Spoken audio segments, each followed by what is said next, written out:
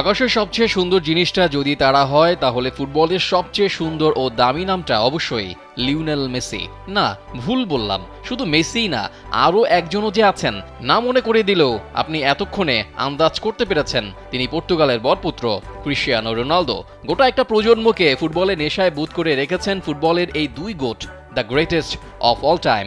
এখনও সমান তালে মাতিয়ে রাখছেন ফুটবলের গ্যালারি থেকে পুরো বিশ্বকে, জানান দিচ্ছেন ফুটবলের সবুজ গালিচা শুধুই তাদের জন্য।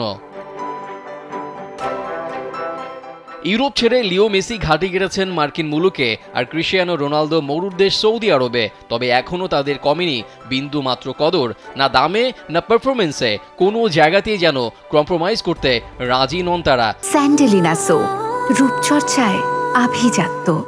ভিন্ন দুই দেশের ভিন্ন লিগে খেললেও আজ ওকে তো কাল একে ছাড়িয়ে যাচ্ছেন, নতুন সব রেকর্ড গড়ছেন। আরও একবার রেকর্ড গড়লেন এই দুই তারকা। ফুটবল বিধাতা যেন মেসির নামের সাথে রোনালদোকেও পাশাপাশি রাখতে কার্পণ্য করেন না। ইউরোপের বাইরে থেকেও বিশ্বের সেরা একাদশে জায়গা করে নিয়েছেন মেসি ও রোনালদো, তাতেই নতুন এক রেকর্ড হয়ে গেল তাদের।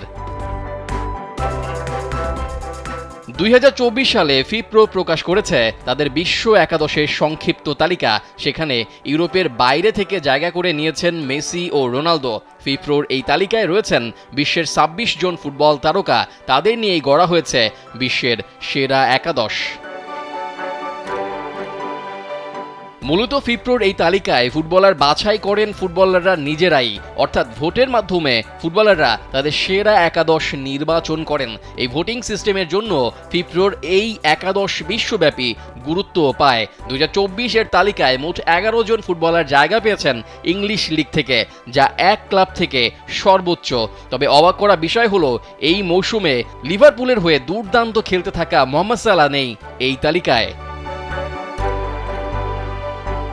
ফিপ্রো 2007 সাল থেকে সেরা ফুটবলার বাছাই করার এই পদ্ধতি শুরু করে, যেখানে তুলনা করা হলে রোনালদোর থেকে বেশিবার জায়গা পেয়েছেন মেসি। এবার নিয়ে এখন পর্যন্ত লিও মেসি জায়গা পেয়েছেন 17 বার, যা রোনালদোর থেকে 2 বার এগিয়ে।